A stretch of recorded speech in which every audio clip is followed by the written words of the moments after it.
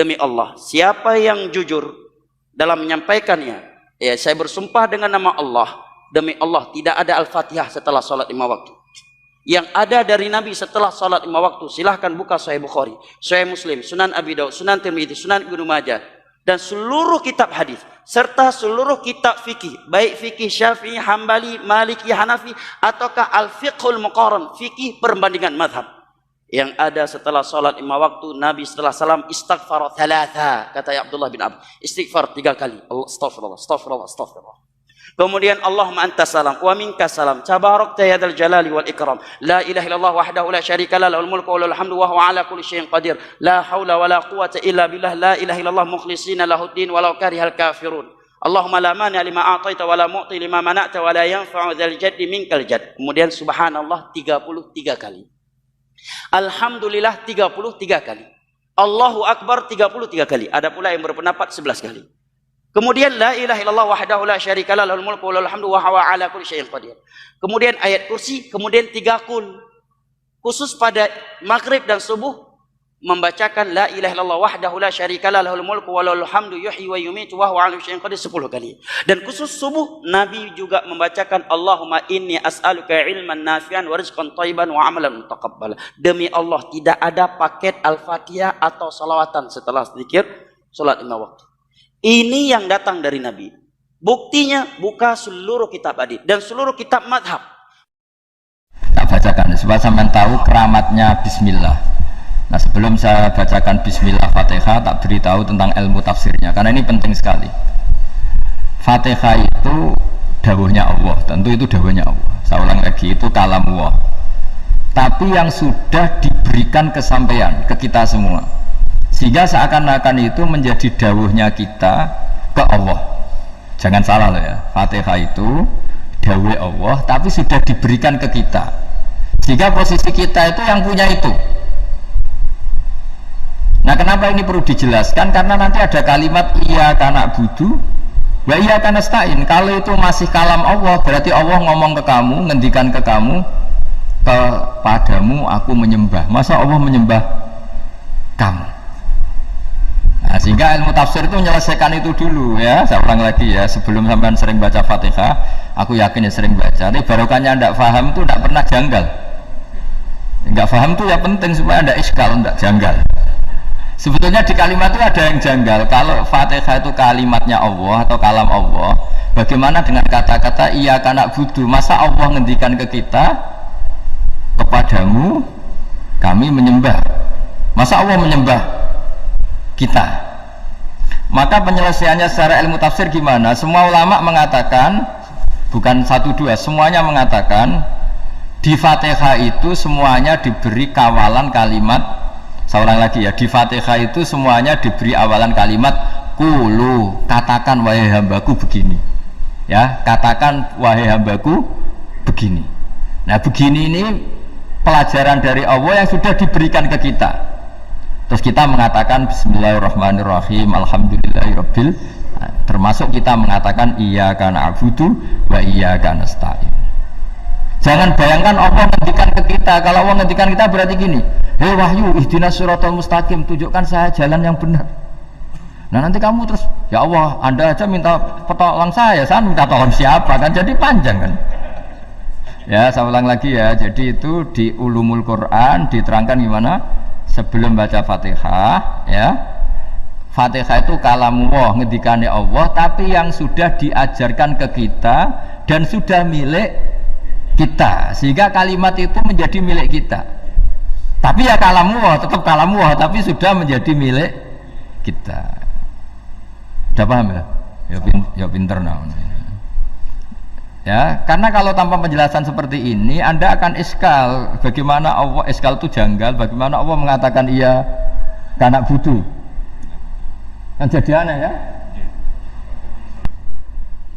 Ya, jadi tak jelaskan secara ilmiah ya. Jadi kata ulama-ulama tafsir, ayat-ayat Quran seperti ini sebetulnya dimulai dari qulu apa? Meskipun nggak dilafatkan. Itu kan sama dengan qul huwallahu ahad Muhammad, katakan kalau Tuhan itu satu. Ya namanya Quran itu kan kalam Allah, membina nabinya, membina umatnya. Makanya dikatakan atau enggak, di sini tersembunyi kata kulu, katakan. Ya. Jadi ya ibarat apa itu? Kamu ngajari anak kamu lah. Panggil jenengan bapak kulo. Itu maksudnya anak itu, kalimat itu kalimat kamu, tapi kamu ajarkan ke anak kamu. Terus anak kamu bilang, Pak jenengan bapak kulo. Nah, ketika kamu mengatakan jenengan, bukan kamu mengatakan jenengan anakku, berarti anakmu itu bapakmu, kan lucu kan? Anak kamu ajari jenengan bapak kulo, kamu engkau bapak saya. Terus anak kamu mengulang jenengan atau kamu bapak saya. Berarti itu kalimat yang kamu ajarkan, tapi sekarang sudah milik anak kamu. Kalau itu kalimat kamu kan lucu, masa anak kamu bilang bapak. Nah itu seperti itu. Jadi ulama memberi solusi atau jawaban iya karena abudu. Iya itu sebelumnya ada kata-kata kulu, katakan wahai hambaku, hubungan kamu dengan saya adalah katakan iya karena abudu wa iya karena nasta'in.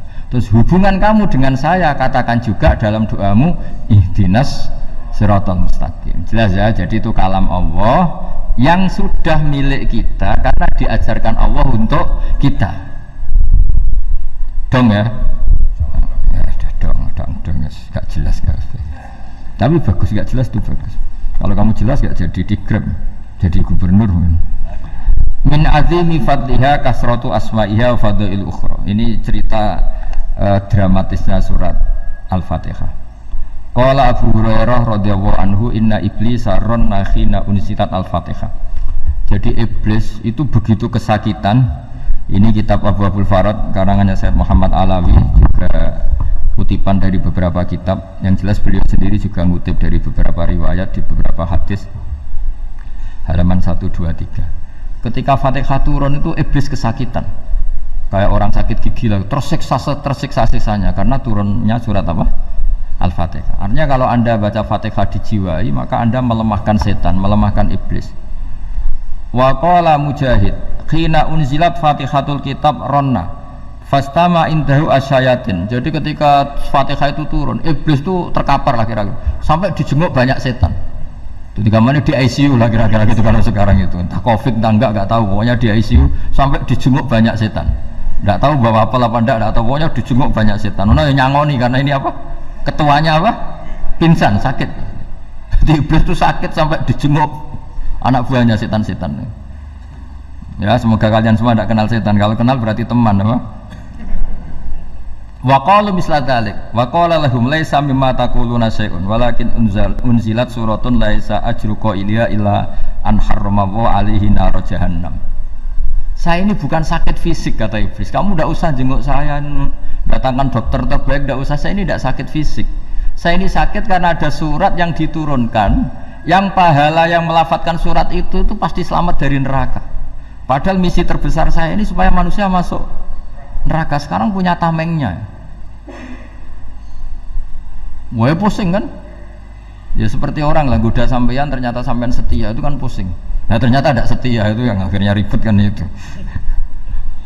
Jadi iblis itu cita-cita terbesarnya kan semua orang itu masuk neraka. Nah sekarang turun satu surat yang gara-gara surat itu siapapun yang baca dijamin selamat dari neraka. Jadi walakin unzilat suratun laisa ajru qailiha illa an harramallahu alaihi nar jahannam. Karena jadi dia shock lah itu. Kalau orang di Jawa itu bilang shock. Aduh sial nasib saya ini umat nggak bisa saya goda lagi karena punya tamengnya ada di punya. Qad batala kaidukum wa makrukum. Rekayasa kalian sekarang itu tidak ada gunanya semua. Nah, ini alhamdulillah di Indonesia kelihatan kan banyak yang miskin, banyak yang susah. Tapi selagi mereka masih sholat, tuh keinginan mencari halal itu masih tinggi. Kayak apa kita di tengah kota, jauh dari anak istri, jauh dari tetangga. Biasanya kalau orang jauh dari anak istri, tetangga kan sakar PDW. Tapi yang soleh masih banyak, sudah jauh dari keluarga tetap lurus. Loh kalau yang dekat lurus kan wajar, konangan wong akeh. Ini sudah jauh masih lurus. Nah ini nggak lepas dari barokahnya surat apa? Surat Fatihah tadi. Jadi karena ada surat yang menjamin pelafalnya atau qailiha terbebas dari api neraka. Wa qalat as-sayatinu lahu is ayyushay'in ta'muruna ya maulana. Faqala lahum idhabu wajtahidu hatta tukhfilu qulubahum hatta la yaqulu hadhihi surah. Lalu kita gimana? Jari para setan gitu. Lalu kita gimana? Terus kata iblis, sudah bikin mereka lupa sehingga tidak baca lagi. Selagi masih baca kita pasti keok. Jadi kalau sampean sudah jarang baca Fatihah itu berarti sudah bagian dari kemenangan apa? Iblis. Jadi kalau sampean sudah jarang baca Fatihah itu berarti bagian dari kekalahan Anda, kemenangan iblis. Masih sering baca? Berapa kali? Terus apa lagi?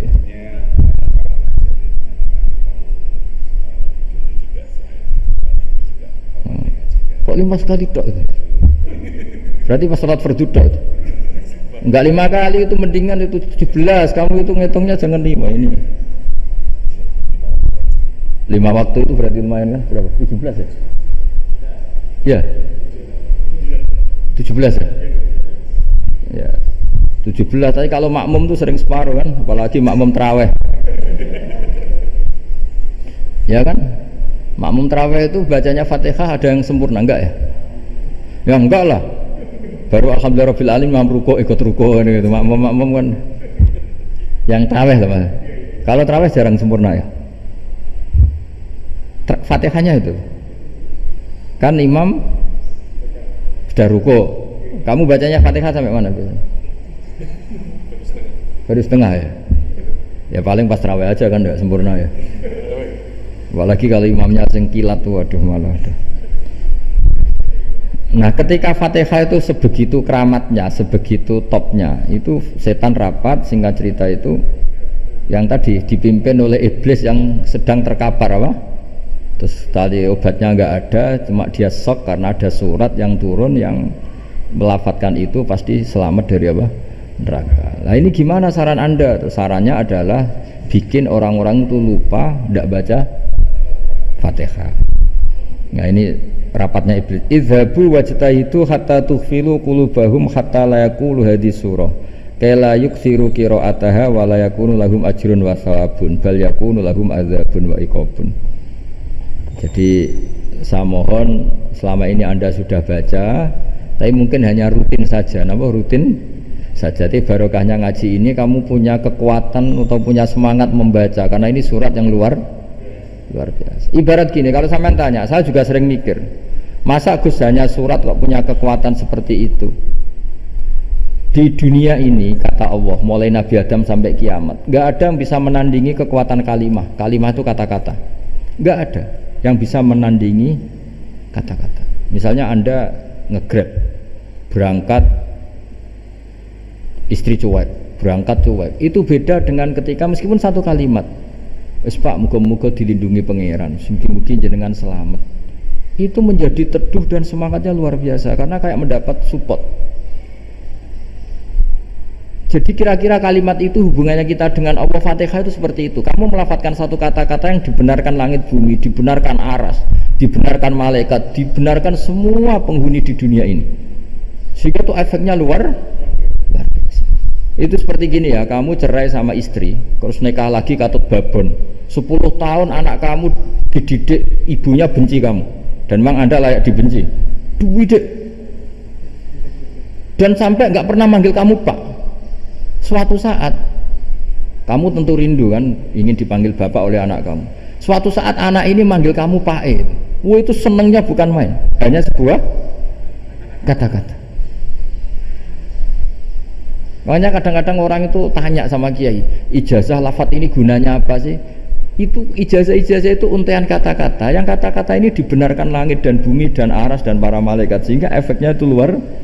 Nah ibarat seperti itulah, kamu melafatkan Fatihah itu melafatkan kata-kata yang dibenarkan Allah dan Rasul dan semua malaikat, semua penghuni langit. Maka ini efeknya pasti luar. Nah di sini lah orang-orang dulu itu tahu keramatnya itu sehingga ketika melawan Belanda, melawan Jepang dulu itu kalimat-kalimat itu menjadi mantra yang luar biasa. Doa lah, doa yang luar biasa. Tapi di era modern karena orang sudah tidak ngerti itu, dianggap itu mantra, jimat, khurafat, bid'ah, waduh ribet meneh malah. Sebetulnya tidak seperti itu. Memang kata-kata ini kekuatannya luar biasa. Sama kesakitan hati kamu juga karena itu. Wis ngojek wangelan ya. Lah Pak di bojo kok kowe gagetok kene. Wah, iku seling terus mesti. Padahal kalimat itu kan tidak melukai secara fisik, tapi apa kerjanya sesuk sarasa-rasen. Karena terus dengan pengadilan seperti itu kan, ngapain kerja demi perempuan yang seperti ini? Lagi-lagi kata-kata ini luar. Nah bayangkan kalau kata-kata itu adalah kalimat yang diajarkan Allah lewat Rasulnya, lewat malaikat Jibril. Kayak apa kekuatannya? Kira-kira Fatihah itu gitu. Kalimat yang baik, kalimat thayyibah diajarkan oleh Allah dan Rasul. Kayak apa kira-kira kekuatannya? Pasti luar biasa. Wong support yang dikatakan istri kita, anak kita aja luar biasa. Apalagi ini support yang diajarkan Allah dan Rasul.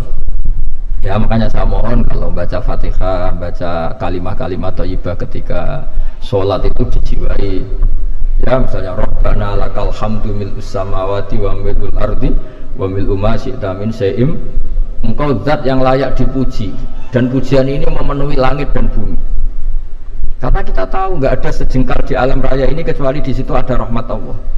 Misalnya kamu bisa lewat sampai rumah saya, kamu mungkin anggap biasa